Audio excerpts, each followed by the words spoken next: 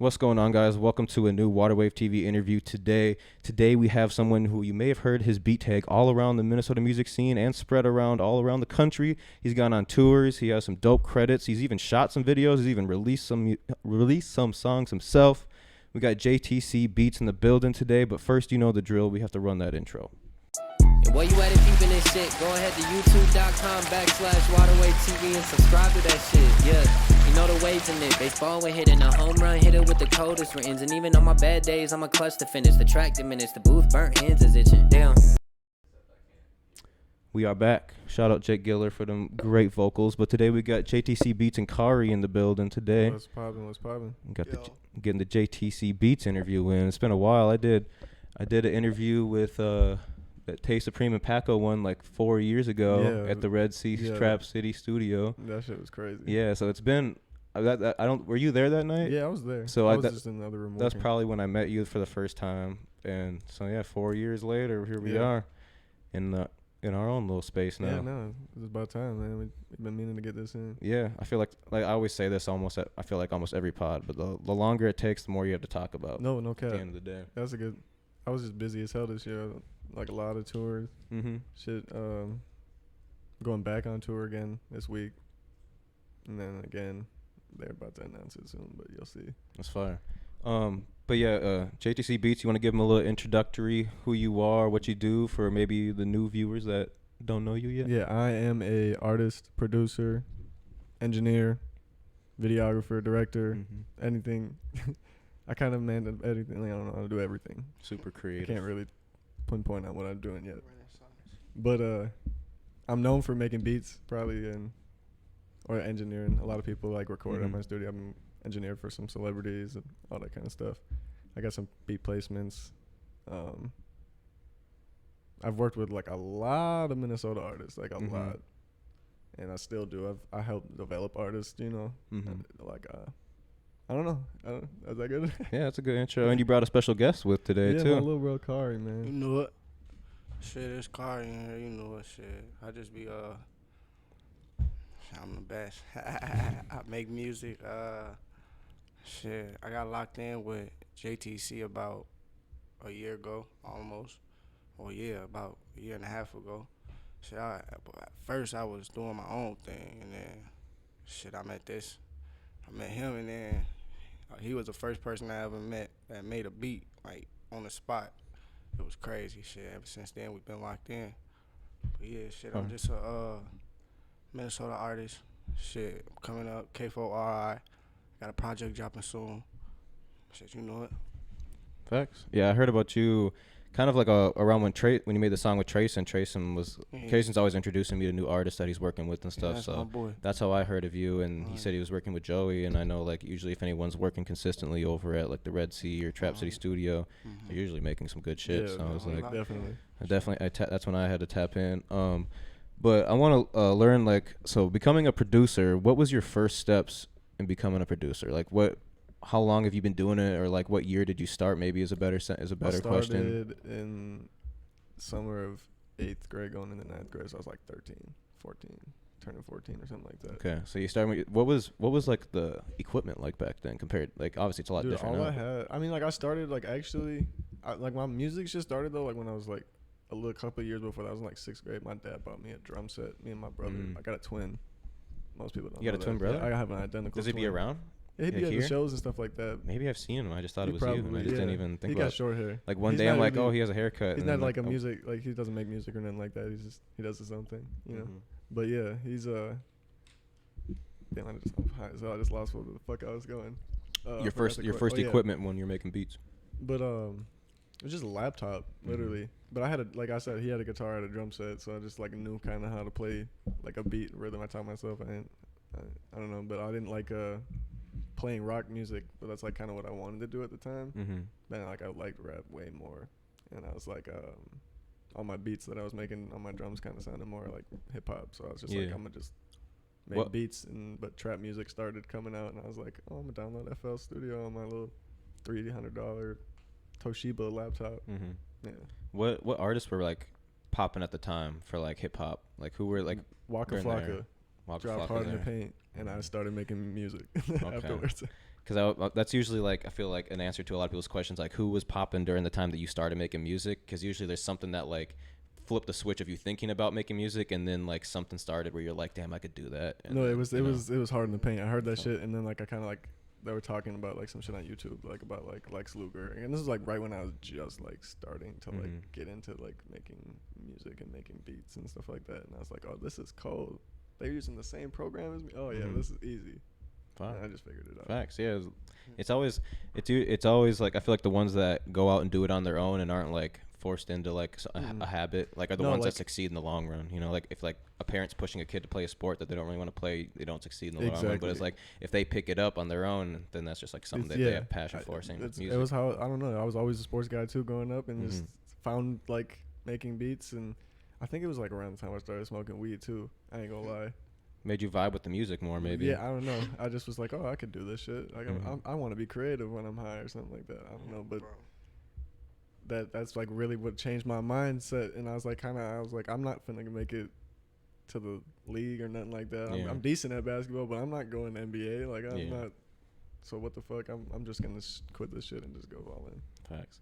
So what I want to learn today is how your journey brought you to where you are now. I'd say you're like one of the more credible engineers, producers in the state of Minnesota. I appreciate that. I don't, I grew up in Minnesota, so I can't vouch for like how wide your name has spread for being a producer in other states. But like for at least for like Minnesota, and I'm sure some of the surrounding areas too, your name is basically like a lot of people know about. Yeah. At least like the idea of the Trap City Studios that's above the Red Sea, like that name is so, like that entity itself is so popular, and you've been working there ever since I've ever heard about it. I've been there 7 years. So 7 years, day one in the Red Sea, what was your resume like? Like how did you get tapped into that? Okay, like I said, position? So I started actually like coming around. I was still like, I graduated late. I was like 6 months late because I just didn't do homework, but I was always smart. But so I literally just was like catching up school. I was in the ALC or whatever, catching up on credits, and I ran into Tay. I happened to meet Tay through a mutual friend that I had at school or whatever, and Tay brought me there because obviously his dad is the owner. You guys go to the same high school? No. Okay. And he's a few years older than me too, so it's like, it just happened to, I don't know, it just on some music shit, like, cause I had a little makeshift home studio that was decent enough for a couple of my friends to come over and record, and they invited one of their friends, and we just met. He's like, oh, my dad got a studio. The next day I went and shot his music video, Tate's first music video ever, because I've been doing videos since before any of this shit, like since YouTube came out. Yeah. And I don't know, like we just started kicking it every single day. He brought me there, and I was just like, oh, this is like a real studio. And like I was enrolled to go to IPR and everything, like I was supposed to go, and then like I just had to finish school or whatever. I had like a few credits left. I finished school. The last credit that I was like a elective credit, and my teacher gave me the credit for shooting Tate's video. Oh wow! Yeah, and it was just a bunch of us smoking weed and shit like that. What video was it? His first video, Gambino. That's what the song was called. Yeah. Cause I was usually before I do interviews, I just hit all the social media platforms and look up the person's name and just dig like kind of as far back as I can, and I watched the skirt remix video that you shot. Yeah, that was the second video. Yeah, so maybe I should have watched the one below it, and then I would have known the reference to what you just said. But yeah, I watched that one. I was like, I didn't even know you shot videos, but I'm not surprised. Yeah, because I don't feel like shoot them anymore. I just like direct them now. Like Alte's videos I direct, or like a couple of his videos I've directed, a couple on my own. I'm focused more on myself right now than as an artist than anything, because shit, my song drops on the 14th. You've been promoting it for a while. Yeah. I thought it was already out. It is out already, but it's getting released as a single. Okay. Where is it out at? It's out on Checkmate, the producer. He's he also works at Trap City Studios with me. He's another engineer that works there. He's been there like longer than me though, you know what I mean? But he's like, he got some good credible, back in like 2010 he had some really a good run as a producer and an artist. And yeah, so we cover labbed on that song or whatever, and he just put it on his like producer album. Yeah. Oh, so it's released somewhere, but not on your personal stuff. Yes. Because I swear I listened to the whole song, or the audio's probably you could probably yeah, because I've clicked your link tree because I want to like just to revisit like what you have in your link tree, and when you go to your Spotify, it was just the song you have with Prince Williams, Mhm. and I was like, where's that this song- song at? I'm like, and then I clicked on the music video, and it says it drops on the 14th, and I'm like, I swear the song is out at least, and I've seen the music video promos for a while. That's good. So I was like, I haven't I was means on, you know the and song. like you've did plenty of Instagram stories with like the song as like the Mhm. sound, and I'm like. I'm not tripping right now. This thing has been released somewhere to Yeah. the world. I have listened to this song. Yeah, no. So that he makes put it out sense. on his producer album, as like but he couldn't put it out as like a collaboration because he had so many Mhm. different artists. It would have been Yeah, this- makes sense. Yeah, DistroKid wouldn't So- let him do it. So What made you like? I guess now try to start releasing music as being a rapper now too. Like, have you been rapping forever, and this is just, well, that's I mean, yeah, kind of. or is it just like, Like- I've just been in the studio with so many people? It's like it's my not turn to even give it that. a try. I What's that really thing? had. That's how I learned how to do all this shit. Like, I didn't have no friends that rapped. Right, you know what I'm saying? When I started making beats, I had like Mhm. one friend, and then he like moved, and then I was like, oh well, I got all these beats, and Mhm. I just learned how to record. So I'm gonna just do it myself. Like, fuck it. But that's really how I got good at engineering, though. Was just bro. I have like I made like 2 mixtapes in high school, printed them out, CDs, everything. I was giving them out, I was selling them to my teachers. Like and you were shit. rapping on it. Yeah. Like, and not even on all my own beats and shit like that. Mhm. Sometimes this was like the start of the YouTube beat era and shit like Yeah. that. But like that was just me like learning how to do it. Like, Mhm. just having fun. Like, as a hobby. And then I was like, and when I started coming around to the Red Sea, like, I don't know, I just kind of stopped rapping and I just like focused on like getting better. Like you found your role in a team. Yeah. Instead of like It trying was to like be I like kind one of like man I was like kind team. of like I'm like, oh, I'm okay at rapping now. Mhm. I'm seeing all this shit like around Mhm. me. I'm like, oh damn, I thought I was good. Like, Yeah. oh damn, no, I got to sit back. Like, Yeah, I gotta like live. you found your strength Yeah. and then try to push the weaknesses to where it might have pushed you out the door. trying to do Exactly. too much. Exactly. So like, I just like stayed down a lot, just observant. Like I was always quiet. Most people see me, they don't talk. Yeah. You know what I'm saying? Like, I was talking to Reese today about that when we were smoking. I was like, I've ran into Joey like a handful of times, but we've never had like a full on conversation. Like usually we're like at a concert or something, Yeah. so you can't. yeah. But like I would just say like, and then he said himself, he was like, yeah, he's like, I've known him for like 5 years or whatever. He said 6 years, and it's like we've probably only had a handful of conversations too. Yeah, and, but I feel like that's almost like a producer thing. it's not even just I that. don't- I'm just in the. That's how I was, and especially like in that. Like, I don't know. People be in like modes. Like, Yeah. I don't know. Like for a few years, I was in like a mode where like I'm just sitting back and I'm observing everything going on. But I'm always gonna do that. But like I'm peeping how everything works, how everybody Yeah. does everything, and Sometimes, trying to- you know what I'm sometimes it's better to just be quiet instead of just saying a bunch of stuff you're gonna regret you too. can't. I always say this kind of shit. You can't listen when you're talking. Mm-hmm. So shut the fuck up and listen. Like, Yeah, I'm always really quiet too. I'm way more observant, and then I'll talk when like I tell people this too. I'm a professional listener. Literally, Mm-hmm. I get paid to listen. See, I don't know. My girlfriend would beg to differ that I'm not a very good listener, but I got feel like selective I'd be hearing like a forgetting. motherfucker. Yeah, I feel like selective hearing is But my. I feel like that's an engineer term. trait, like like a music. You know what I'm saying? Oh, like you just getting through a session if someone's music isn't that good, or if you're like well, it's not really even that. into Like, it. you have to be selective hearing because you got to find certain sounds and certain, like, you know what I'm saying? If you're trying to dissect Yeah. something, you got to be like, oh, I got to be able to, like, some people you're like, oh, I can't even hear that. I didn't even hear that until somebody points it out, and you're like, oh, damn, that's crazy. I didn't even Mhm. hear that shit. Some people just hear that shit. Yeah, I feel that. I want to. So, yeah, step on them. So let's. Are you happy with the way that your music sounds? Like you like, have you experimented with a bunch of songs before? Yeah, definitely. getting behind that's Step on 'em? So Like- like getting back to it, like Step on 'em wasn't even like it's not even like a. Oh, I just started making music again. Mhm. I'm dropping Step on 'em. It's the first song, and it's no, like, I made like 100 songs before Yeah. I even made Step on 'em. Like, Yeah, that's smart. after taking like a 5-year break from recording myself, Mm-hmm. you know, like, then I literally I don't know, I just during the pandemic, like that 10 Toe song that I dropped was with P Will. I didn't tell nobody really. I dropped it. I just put it out, whatever. Didn't do much, but I was just like, fuck it, maybe one day it'll just blow up. Mm-hmm. But people were actually like, the people that, like, some people were like, oh, I like the way you sound, like, it sounds really good or whatever. So I was like, fuck, I'm gonna just keep recording because it's fun. Mm-hmm.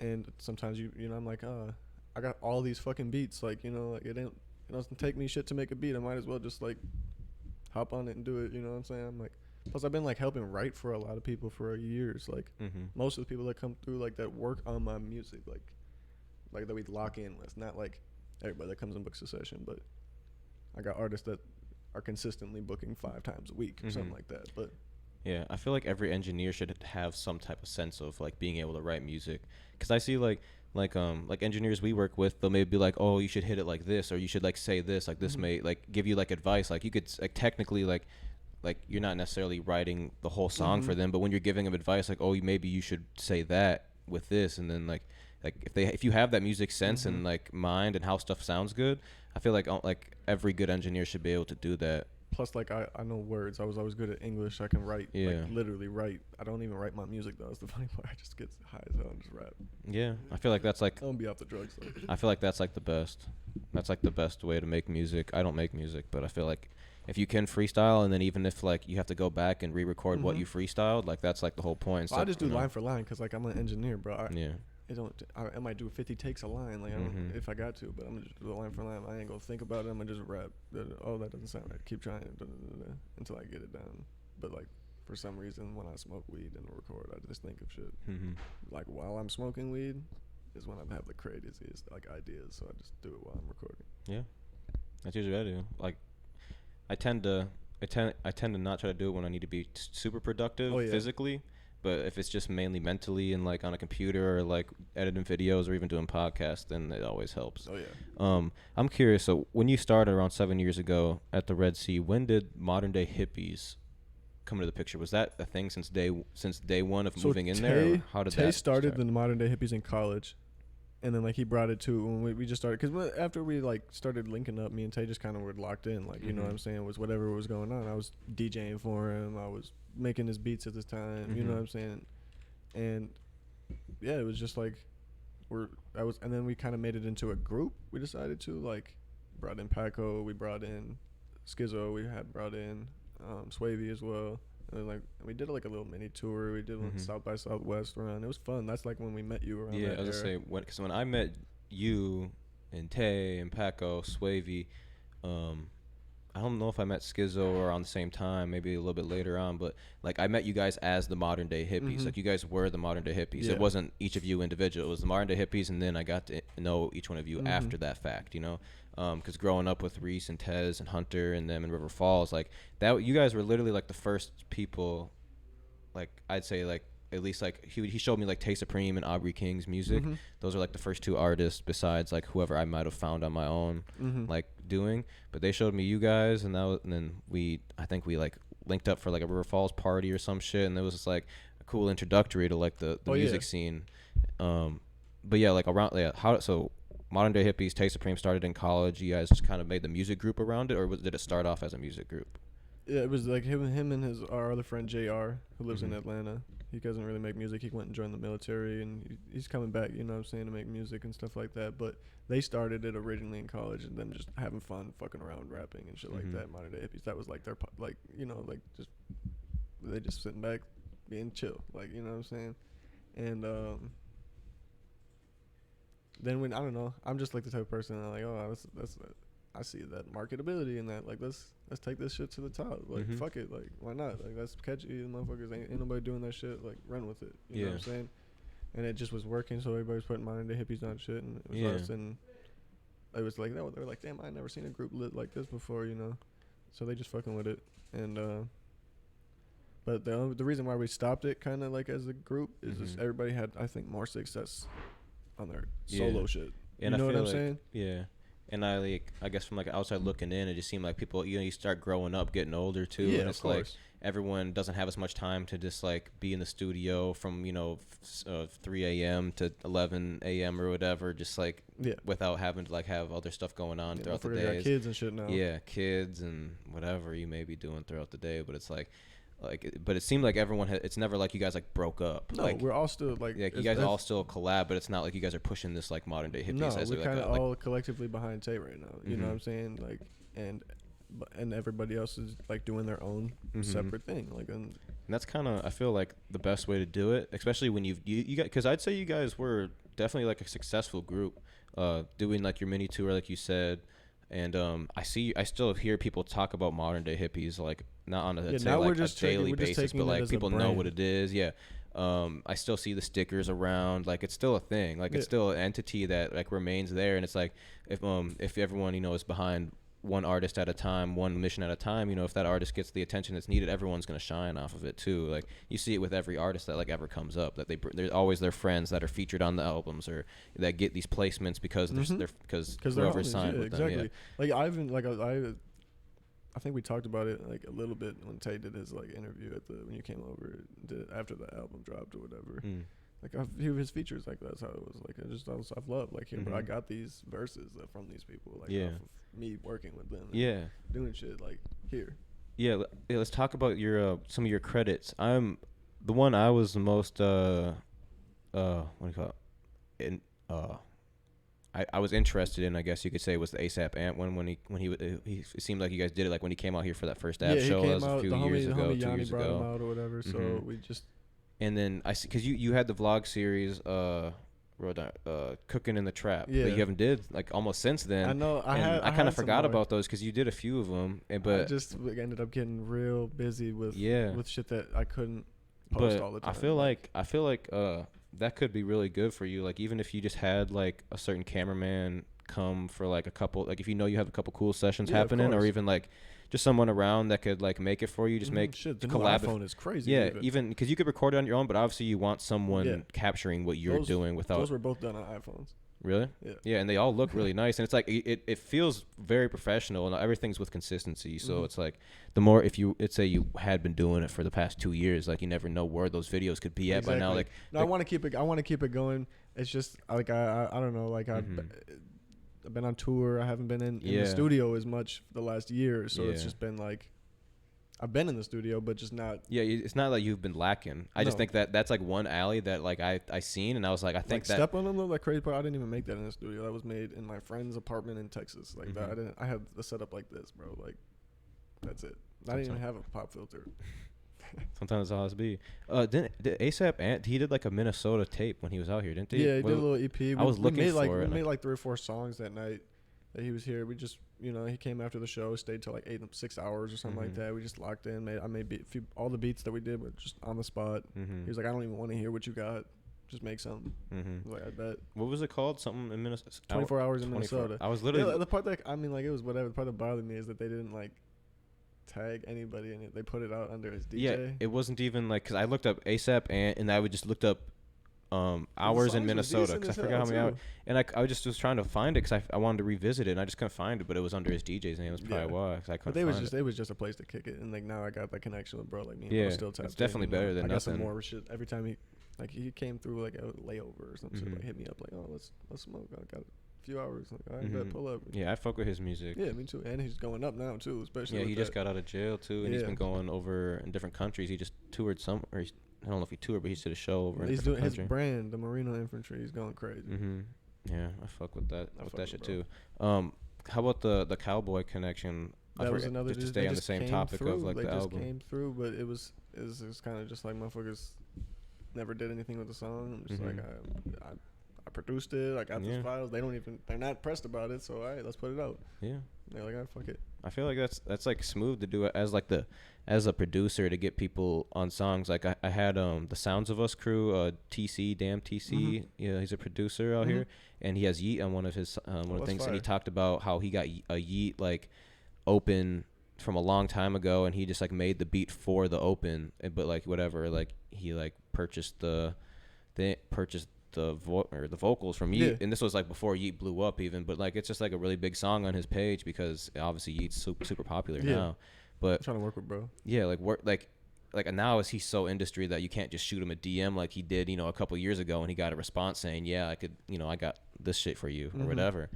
But yeah, like that's like a real thing that I don't think enough producers are doing. That you could literally you have a cool beat, or just you could literally ask like a famous person for a throwaway song, is just get the stems, and like as long as it's hard. I don't know. You don't want some shitty shit. Some people just do shit out of love, because like I did, like I'm not gonna like I'm in a humble way to say it. Every person, like every celebrity that's ever came into my fucking studio has hopped on one of my beats. Fine. Besides Bun B, he just came to do a session. That's it. It wasn't. He just didn't. He was just there to do some features. That's good though.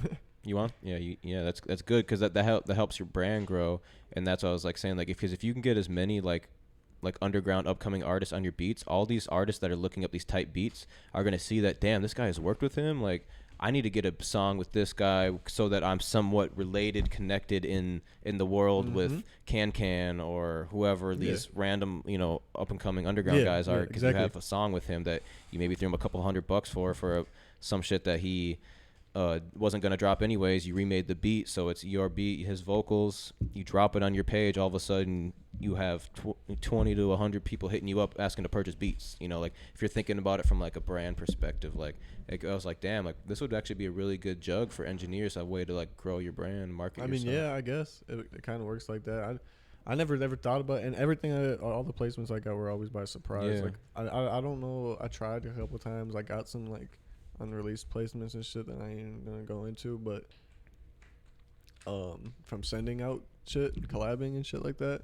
But other than that, all my placements were just like them coming through or me running into them and being like, hey, come to my studio, I got some beats for you, or let me get your email and your phone number real quick and I'll shoot them to you.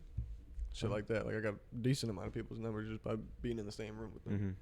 Don't be afraid to speak up. Yeah. As long as the talent speaks for it, like as long as you can back up what you're saying. Most people say they ain't never talked to me, but when it matters, I'm gonna talk. Exactly. Before we get too much farther, we gotta run this ad. We don't got to, but I want to because I love this water, Northern Chill. We're gonna play this for you so all of you can learn a little bit more about it and where you can get discounts with our code. Thank you guys so much for watching this podcast. We're going to take a quick break to shout out the supporters that support us to make this happen. Shout out to our sponsor, Northern Chill. It's my favorite water out there. It's a 7.8 pH level. It has calcium, magnesium, chloride, sodium, potassium, and even other minerals that help you live better. It makes you feel better, makes you live better, makes you healthy and hydrated. It's my favorite water. You can shop it online at northernchill.com, and we have an exclusive code for our podcast listeners. Code WWTV20 will give you 20% off a case of Northern Chills like you see right here. It is our favorite water over here at WaterWave, and I don't like to drink anything else. If I have to, I will, obviously, because I got to survive, but at any time of the day, I'm looking for a Northern Chill. Follow them on Instagram at DrinkChillH2O as well, and get with the movement. Start drinking real water. And quit drinking that sink water, man. You know it's not good for you. And we are back. Thank you, Northern Chill. Make sure you go get yourself some Northern Chill. Use that code to get 20% off. But one person I want to ask about is AK. He's definitely like, I want to get him on the show here someday too. It's probably on me that I haven't just asked him to come on yet. Yeah, but I'll talk to him for you too. But I don't know like too much about his background. I just know that he's always been the owner of the Red Sea. He's Tay's dad, and he was definitely making moves before I was even out here. Was kind of thing. But like, what is his like guidance or like? I guess like he's kind of like is he to college, bro? I'd say like he was like fuck it, just start working here. I'd say I don't know what like I'm sure the relationship isn't all strictly business, but he's kind of like your boss in a sense at the beginning. Bro, that's on my big brother. Like when you first started 7 years ago, he was technically like the owner of the son because it's like like I'm really friends with his dad. Like, you know what I'm saying? Like, they have a really cool relationship. But like how has he kind of made you into who you are today? I guess. Like, damn, he helped me a lot, man. He really helped me like. Cause I don't know, like a lot of like even with my music, cause I'm about to start dropping a whole bunch, and I'm really talking about like I got hundreds of songs, bro. Like I'm about to start dropping all that shit, and there's like I'm gonna talk about all that shit on the songs too, like specifically of like, cause like I said, I just sat back, paid attention, peeped everything, and put what I needed to into my music. You know what I'm saying? Cause there was a lot of shit, you know, and he just helped play a big factor. Like when I said I was enrolled to go to IPR, he told me to drop out. Like I dropped out. Like I finished school, like I finished high school, and then I was like the next day he was like start working here. He was like, you can charge $30 an hour and just split it with me. And I was like, hell yeah, $15 an hour in 2016. I'm like, fuck yeah. And I get to make music and smoke weed. Like fuck yeah. Like because like at the end of the day, like going to IPR. A job you would be looking to get is probably like a studio engineer or some high-tech job anyways, right? I have an assistant at my studio that works for me that graduated from IPR. That's fire. And shout out Fuego. I wish he was here.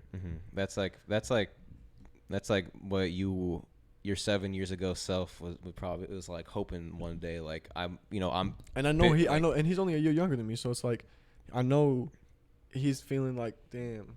But you know what I'm saying? Like, Yeah. that's why I didn't do it. but he I'm did like, learn. I mean, he's got some knowledge. he But went to school and he's you been working with me for a year, and I think he's learned more. If you should do an interview with him. I'll ask him. because I mean, you think about it, like I like we've been doing Waterway for 4 years now, so I'd say like this past 4 years has been like our school period. Like if you would take those first 4 years of working at the Red Sea, what like how, like where you're at the end of those 4 years is like graduating IPR. 6 years is graduating from IPR. It's like, what did you learn during this, and what did like they learn in a curriculum? Like what's the difference? What was better? And I would say the personal experiences and everything you've done the past 6 years is something you can never get from a school. Never. No matter what school it is. Yeah, you got to work in a nice studio, but you also were there during COVID, so.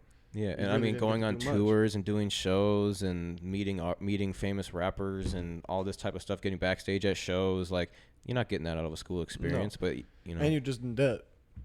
Now you owe them. Yeah. And I was like, fuck it. I don't want to owe you 50 bands because I made 50 bands the first year after that. Yeah. Easily. Yeah, and that's, so I'm guessing you don't have any regret that you didn't go. Hell no. I would talk people out of it still. Mm-hmm. Like, go apply for an internship, if anything. Yeah. I would definitely say, like, if you don't know what you want to do in life, go into college, but with an idea of like at least something in mind. If you're just starting out in music though, like if you're doing music, I wouldn't say school. Well, I'm saying like if you're like, oh, I'm gonna do music and I've never done music before, go to college and try and learn. But it's like because I went to college and I dropped out, but I would have never started Waterwave if I didn't go to college and met the people that I started Waterwave with. Tay did too. Tay went to college and dropped out and started Modern Day Hippies in college. So I think it's just a time that it's like you don't have to necessarily graduate college, but going it's and like it's really those years though. It's getting that 4 years. That 4 years after high school is like really what matters the most, and like where you're gonna. Even if you don't go to school, just get out of your hometown. It's kind of the main thing. Mm-hmm. Like don't be scared to do something. Like just try something. Start a business. No matter what you do in the first 4 years, start a business. Facts. Move somewhere. Just meet new people. Because like if you bubble yourself into where you grew up, you may forget that like, oh, I could like be making a bunch of connections with people that could change my life. Hell yeah, on a daily basis. I went to Stillwater High School and I lived. You know what I'm saying? Mm-hmm. Now the Red Sea is not necessarily the greatest area in Minneapolis, so and I'll be there every day. So it's a different vibe. But you got to be. I don't care. I'm still gonna make my money everywhere. I've been everywhere. Mm-hmm. All different fucking hoods across every fucking. AK had me everywhere. Yeah. I'm talking about. And plus, we just got off tour. Like we were just. It was a lot. I've been to most places, and Minneapolis is. I fuck with Minneapolis. That's cool. I don't. Like you think like, let's say, a year from now you have $1 million extra than you have now. Like, would your house still be in Minnesota if you were to buy a house, or would you buy somewhere else? I would probably. I mean, like it depends. I don't know why I said $1 million, but I mean, like if you like if I get a deal or something like next year or something like that, like I don't know. It depends because I'm gonna go wherever the money's at. Mm-hmm. Truthfully. Oh, like if it's like, oh, you could be making more money if you moved out here. Yeah. Like we'll pay you extra if you lived out here or whatever, or vice versa, or like even if just there's for more example, business like opportunity. if one of my songs blows up tomorrow Mm-hmm. and I'm trending and I'm one of the hottest, I'm probably gonna go move to like LA or something. Yeah, for basically whenever just to go you get don't the need money, to be working in the studio, and then I'm gonna bring everybody back. Yeah. To Minnesota. Because I guess like, besides Minnesota being like a good place to live in compared to some other states, like basically working in the studio is kind of like your main reason for staying in the Minneapolis area, because that's like where you make your music and where you make your money. My money. So I have a lot of clients here. I don't have a lot of just clients like for anyone elsewhere. going to an office job, like I live in Minneapolis because I work in Minneapolis. I also recommend, like, if you're planning on just like moving out of state or something like that, just travel there a bunch of times before you do it, so you can actually have like establish something. Network, you know what I'm saying? bit. Like, because I know starting just like from nothing, that shit's hard. Yeah.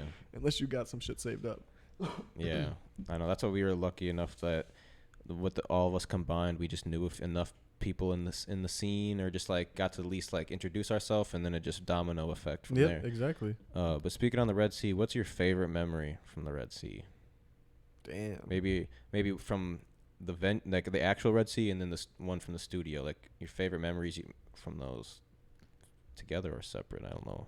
I mean, okay, so Because it is technically like two different spaces. Yeah, it's two like, spaces. you It's throw two the separate shows, businesses. you throw the shows. It's two separate businesses. Technically, AK Yeah. doesn't own the Red Sea, but you basically own the entertainment piece of the Red Sea. At the end of the day, responsible. I don't know what I've never been to the Red Sea during the day, but Yeah, I don't know. there's a bunch of shit, but yeah, no, I say at the Red Sea, best memory. Honestly, like a couple weeks ago, I just did my first headliner, and that shit was actually really lit. Like I performed Step On Him, and the crowd, everybody in the crowd, there was a lot of people there, and everybody knew the song and was singing that shit, had their flashlights on. I was like, oh damn, what the fuck, this is crazy. Like I'm not used to this. It was like, yeah, it was lit. Do you think the Red Sea as a venue has passed its prime? No. You think it still could peak higher than it once was? Yeah. At one point. Yeah, it just needs a little revamping, like on everything. Like they just fired a bunch of security there. And they got a whole bunch, like they got new stricter security, like which is exactly what everybody needs. It's been a little while since I've been to the Red Sea. And it's just like there's like a family there, like, you know what I mean, like there's like a community that's just faithful to it, that they just like going there because they get to see their friends and stuff like that. So like you got 50 people that just regularly go there weekly, like just because they know there's going to be some local shows and their friends might be on there. The first time I ever went to the Red Sea was one of those showcase shows. Like, was it we giving them money? No, it was one of the traveling showcases. It was like the blue, red, white, and blue logo. It's like a little badge emblem. It's like Coast to coast, something like that, where they were going. It was like basically, if you win, you get a chance to go compete in another state to open up. Yeah, I think so that was the first time I ever went to the Red Sea. This was when I probably like first month of Water Wave. Yeah, that ain't got shit to do with us. Yeah, but that was like that was like my first introductory to that. But then I went to a few of the like shows that like Tay headlined or performed at that we just popped out to, or even when Young Moody was hosting over there a few times. Out Moody. Yeah, maybe we should touch on Young Moody a little bit. He went from like 0 to 100. Like I wouldn't say real quick, but like dog, man. It was like around the same span that we've all been grinding out here. Yeah, man. I made it. I always gave him a hard ass time. You know what I'm saying? Like always, but that's my like. You have to. That's like my little brother. You know what I mean? So I always pick on him, tease him, talk shit to him. You know what I'm saying? But he's doing this thing right now. I'm proud of him. He went from walking around Walmart in his underwear to hanging out with his idol in the VIP section because he was just with Chris Brown the other day, or not the other day, the month. You know what I'm saying? Sleeping on his couch at the studio. Yeah, when he came here, he told the story. He said he like started at came to the Red Sea, started hosting shows there. Basically didn't have anywhere to go. Like Tay's the one that brought him to the Red Sea. You know what I'm saying? And he just kind of left him there. Moody just was there. Yeah, like it just was like that quick. It was like I was kind of, whoa, what the fuck? Who's dude? Yeah. But I'm like, oh fuck it, I'll give him a chance. You know what I'm saying? I was like, oh, he's a little weirdo. You can do a backflip standing up. You can do it, make it. No. You know what I'm saying? Like that was like, cause that was the thing he would. But he like would do I'm proud of him because he found his niche and he found a way to get paid for it. You know what I'm saying? So like I'm just proud of him for doing what he's doing and like being able to sustain himself. And he was in LA for a couple of years doing his thing. Now he's in Arizona. He's about to go to Vegas. He's doing his thing. Yeah, it's interesting because like I interviewed him it's probably around a year ago. Him and Paco were in here and he told me like his story about how he went there with like no money or whatever and just like slept on like some famous TikTokers like house on their couches, extra rooms or whatever it was, and then came back and forth and tried it failed a couple times, or got set back a couple times. It's like definitely not failed, but to where like he invested all of his money and then like it didn't work that month, so you had to come back, make some more money, go back out there, and then all of a sudden something clicked and he's just starting to cloud. But like I'd say the one thing like with him, like going from just like throwing his own shows at the Red Sea to like just being a big club promoter, and it's like became his weekly job is what it seemed like. But it's cool to see like the timelines of everyone from just from the years of working around Minnesota, like people like who have you seen like rising up that like have you, because you've been out here, I've been out for like 4 years, you've been for like 7, like who are like some names that like have kind of I've seen people come. I've seen people start for like a big rise, and like people like Plaza, Mac Irv, Tay, obviously, Tay. We started that shit from ground up. Yeah. Like, Mac Turner, I seen him start. P. Will for sure. P. Will's like my favorite artist. Yeah, I like his music. I've been listening to his shit for a couple of years too. Yeah, no, we got some crazy shit about to drop, bro. Like crazy. Like I'm talking about finna fuck up the whole industry. Like. Yeah, like I feel like I'm trying to figure. Do you think Minnesota has a sound like I I'm don't about to. like that's what I'm saying. I think it's so. like, Kind of. It's like I feel like this whole like I honestly trap R&B kind of is our because like, the thing is like if you look at who actually has like let's say gone viral for these music videos out of Minnesota, like or even I mean like it is like the white streams. boy rap really. But I'm thinking more of like besides like the Young Gravy, Atmosphere, Prof, you know, Corbin crowd. Like I'm thinking of like the ZR Lil Mo, you know, like the whole Somali rap wave in Minnesota is its own thing. Like I honestly like if you really look at it, like the wave that I don't know if they started it because I'm not too familiar, but like there is other group that they kind of had beef with that also like was making music at the same time. I'm not too familiar with all that. But stop the beefing. yeah, but like they kind of like all started this wave that I see all these younger Somali artists coming up and making music that don't sound the same, but like it has like a sound that they're all kind of not necessarily replicating, but it has a sound like how Detroit has their sound and Florida has their sound. And I'm like, this is like the first sound that I've seen like in its own wave coming out of Minnesota. Yeah. I don't think it represents the whole state, but it definitely represents a demographic, and it's super popular. Like, there's a lot of artists that are popping, and like they're really talented. Like we've had a lot of like artists come to the studio that are super talented, and like, and I just know that they grew up on that Minnesota shit. artists to stop rapping on Detroit beats. It is interesting. Like, I love Detroit what's songs. what's but your just, opinion on no, like I'm just out of state people no, rapping I don't on care. Like I'm just New saying, York like, drill, it's Detroit, just like just sounding maybe rapping with like a find Kodak flow, like that's you know. because y'all be on YouTube looking up type beat. Fuck out of here with that shit. I'll be on people's As ass. long as you just kind of if you in do my it, studio, I swear to God, like I'll let them do it. You know what Yeah. I'm saying? But I'll be on people's asses, like damn, you're using a YouTube beat. Like, yeah. that's If your crazy. only But also purpose it's is to make like a help me trend, make a maybe sale, but yeah, like a TikTok trend. Like if it's sampling like a famous song and it turns into like a New York drill beat, and you're making it literally just to try to make like a TikTok video or some shit like song, then go for it. But like it's not. I don't know. It's not gonna like I take get you it. Like maybe if a sample fit, it's like the song, whatever. But I'm just Yeah. saying, like the waves, just like everybody just rides what's popping now. Y'all just do everything that's what's instead of creating a new wave. literally. It's just lock in with a producer if you don't know what to do. Find a producer and lock in with them. Like I'm the one that told Tay to start yelling on his songs. Nobody was doing that shit at the time, like like that. You know what I'm saying? High pitched yelling. Like besides Meek Mill, and I think he was locked up at the time. So it was like, fuck it, go crazy. But Waka, that was my inspiration. So you can probably hear it and taste Oh yeah. music I guess a little bit. you could say that. But he could like They don't sound the same, but No. you could say the inspiration Flocka. and the beat Yeah. production maybe Yeah. a little bit, you know. Yeah. But Interesting. I just like turnt music. You Yeah. know what I'm saying? Like that's what turns it up for me. And that shit was just like, it wasn't the greatest music ever, but that shit was more turnt than anything else out. So it's like still to this day you could put on Hard in the Paint. That Yeah. shit's going crazy. Any crowd. Facts. Speaking of producers, who's the best producer in Minnesota? Me? Fuck is you talking about? Best producer in the world. I'm about to throw a beat battle though at the probably around Halloween though. How would that work? Like the scoring or judges or crowd like Crowd of judge. just who's playing the hardest beats? It'd be like a bracket based thing. You know what I'm saying? $20 entry, $500 to the winner. But how do you distinguish like? Who makes a better beat is whoever makes more noise. So if you bring your own crowd, like you're gonna I guess win. If you bring enough beats to feel for, because it's almost like you got to But feel what sometimes the if you got a crowd's crazy energy. beat, yeah, exactly. You gotta like feel because like you could play It'd be like you could play the free- smoothest I'd be like- R&B I'd be beat, like- but if the crowd's looking for some I Lil would do Uzi like- type I'd shit, do it's like not gonna go. A You know? minute, maybe 45 seconds per beat, and like you each play a beat. Mm-hmm. Probably, I'd say 2 beats. Yeah. Each play 2 beats, back and forth. Crowd Take judges who turns, wins, yeah. who had the better 2 beats. Loudest one goes to the next round. Yeah, I judged one of those actually like 2 months ago, Packed House Live, and I just don't want to do Urban the Lights crowd put one don't on. lie. That's all I'm saying. Yeah. Crowd don't lie. yeah. So we like had our back, whatever. We were listening to the beats, and then we just like, whatever, gave our opinions on it and who we thought would win and whatnot.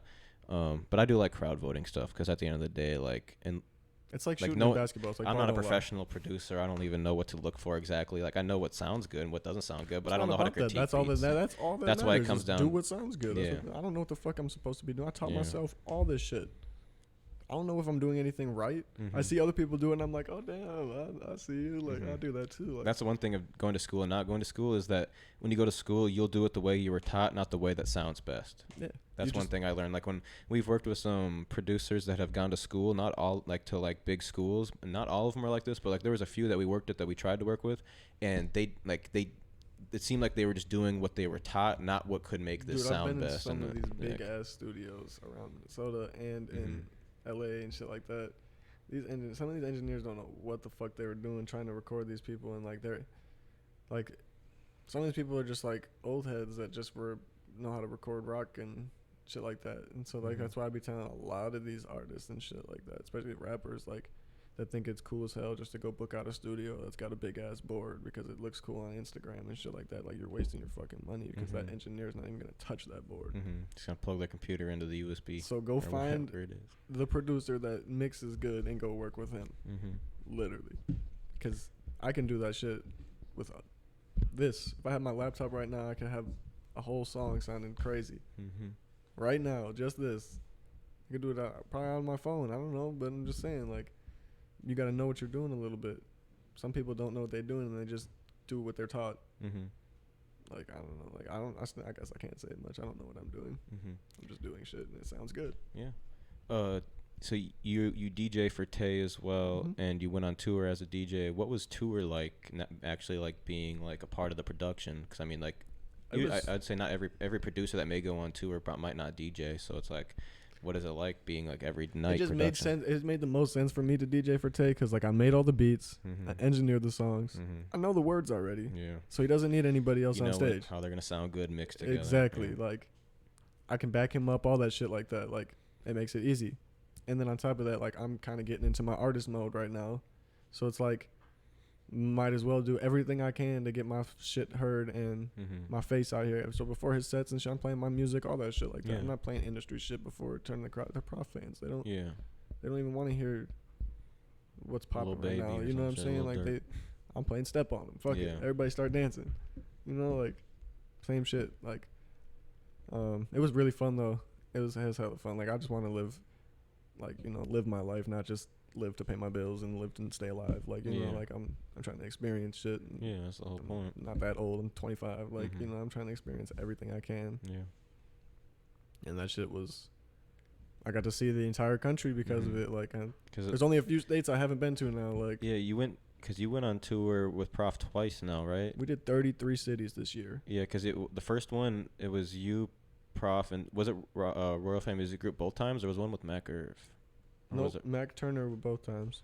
Mac Turner. Oh yeah, it wasn't the whole family. They music were group, they brought them there, with, but it was Mac Turner. That was yeah, booked, Mac Turner, Tay Supreme, and Prof. I know he went on tour with Mac Irv too at one point. Maybe that was the like the tour before.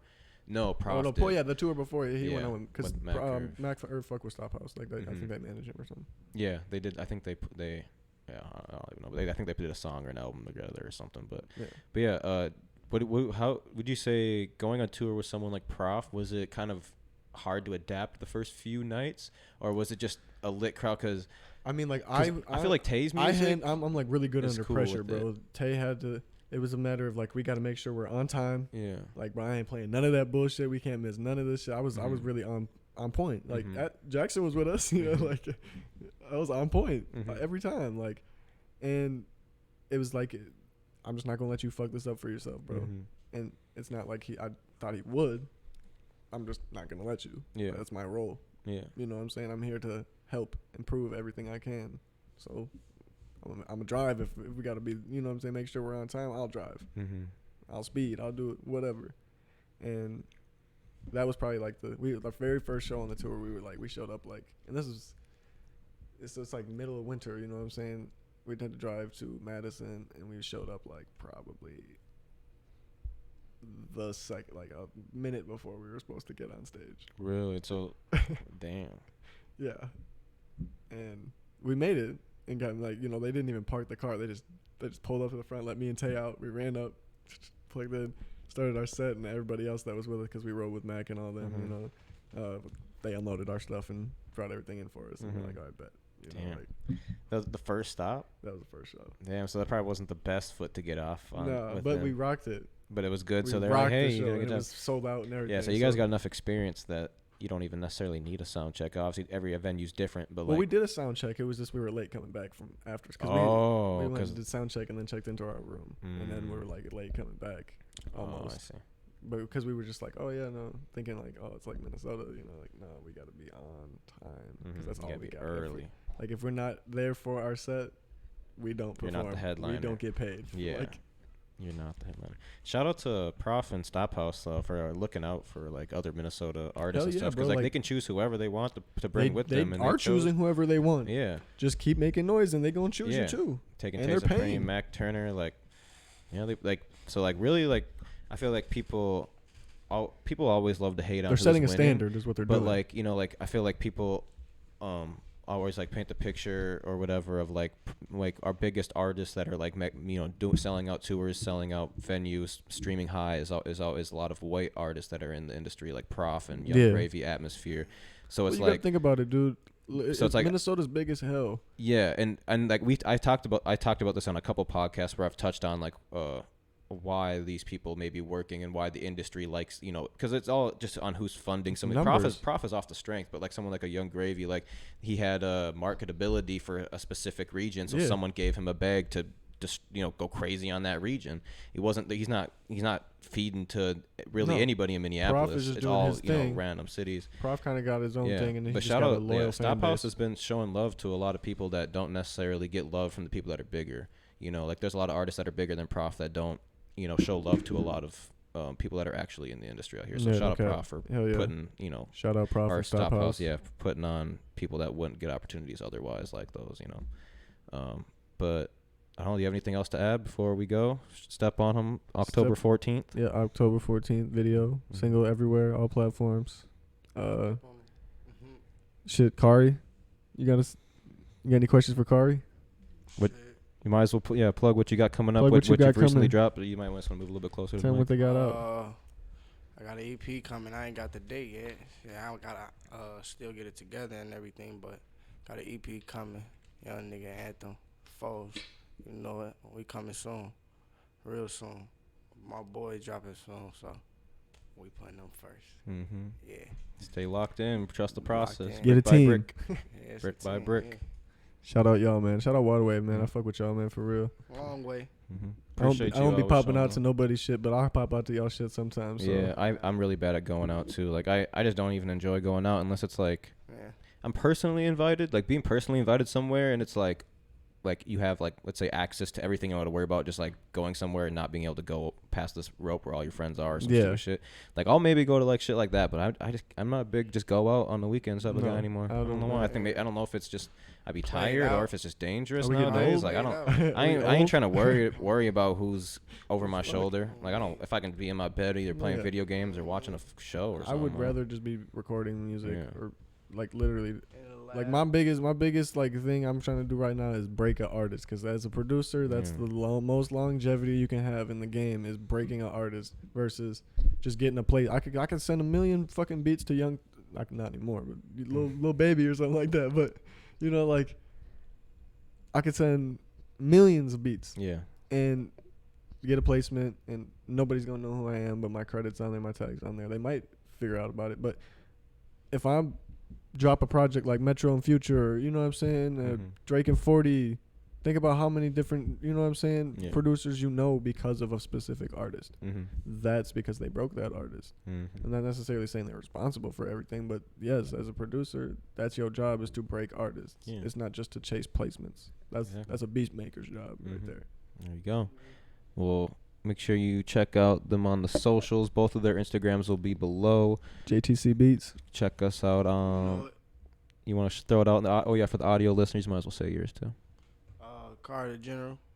K4RI. K4RI. Yeah. You know it. Follow us at Waterwave TV everywhere. Come check us out, 1521 Como Avenue Southeast. We got vintage, hype, shoes. We got a studio. Can book your time if you need to work. If Joey's not getting back to you, if he's too busy, you can book with us too. I do be on tour, man. I do, You know. but I got an assistant. I You got can an book assistant. with You can us. book with him You too. can book with us. We can book everywhere. Busy as hell. Joey too busy, you know, he can slide over Nah, here yeah, sometimes too. Yeah, I'll come pop out sometime. Hit me Uh, up. I'll come slide sometime. But yeah, appreciate you guys coming in. I think this was a great episode. And yeah, shout out Northern Chill for supplying the water today. Go watch Step on Them. Step on them every Yeah, day. be out in a couple days.